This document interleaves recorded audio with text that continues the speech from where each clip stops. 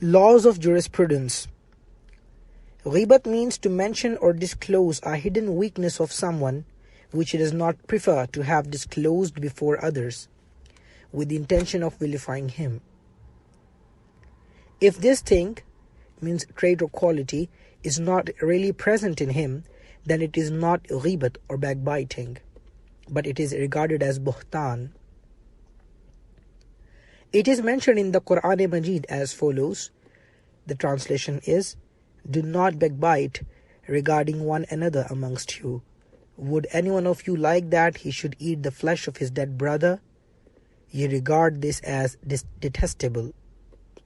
Surah 49, verse 12. The evils of backbiting have been mentioned many times in the ahadith. Some of these ahadiths have already been quoted. You should read them thoroughly. It is very important to abstain from this haram action. Nowadays, this evil has become very common and widespread amongst Muslims, and we do not make any effort to try to abstain from it. There are very few gatherings which are protected from backbiting and tale-bearing. There is a person who performs his namaz and keeps fast, but harms other Muslims by way of hand and tongue, like by his actions and words. To speak about how he is causing harm to others is not regarded as backbiting, because the aim of mentioning this is so that others may become aware of his wrong actions.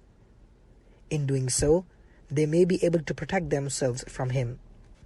They should not be duped by his namaz and fasting and thus become tangled in a problem.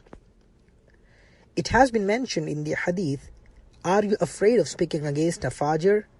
When will the people recognize him?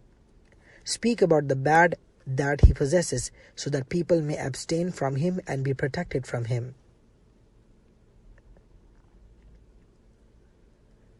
If the condition of such a person, as mentioned above, is mentioned to the Muslim ruler or to the Qazi, so that he may be punished, and this in turn will allow him to refrain from his activities, then giving this information does not fall in the category of tale-bearing or backbiting.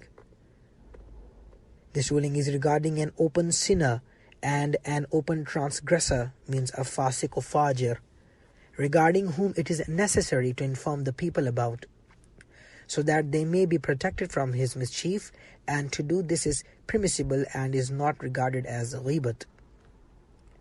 Now, one should understand and realize that the harm that is caused by a bad-aqidah person, bad-aqidah refers to a person holding corrupt and deviant beliefs.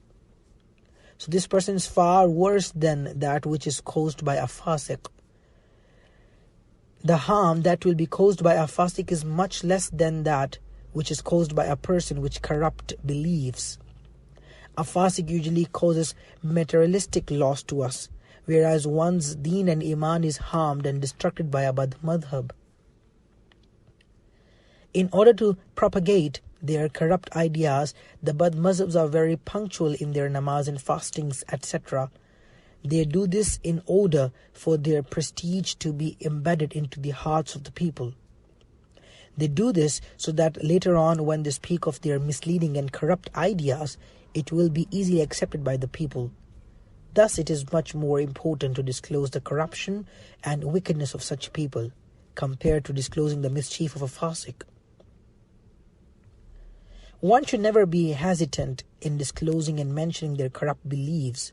Some self-styled Sufis of today try to display their supposed holiness by saying that we should not speak ill about anyone. This is merely a scheme of shaitan.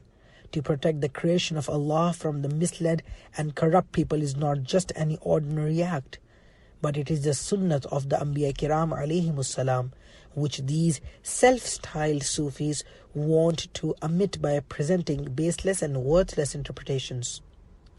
Their aim is to be popular with everyone without having anyone opposing them.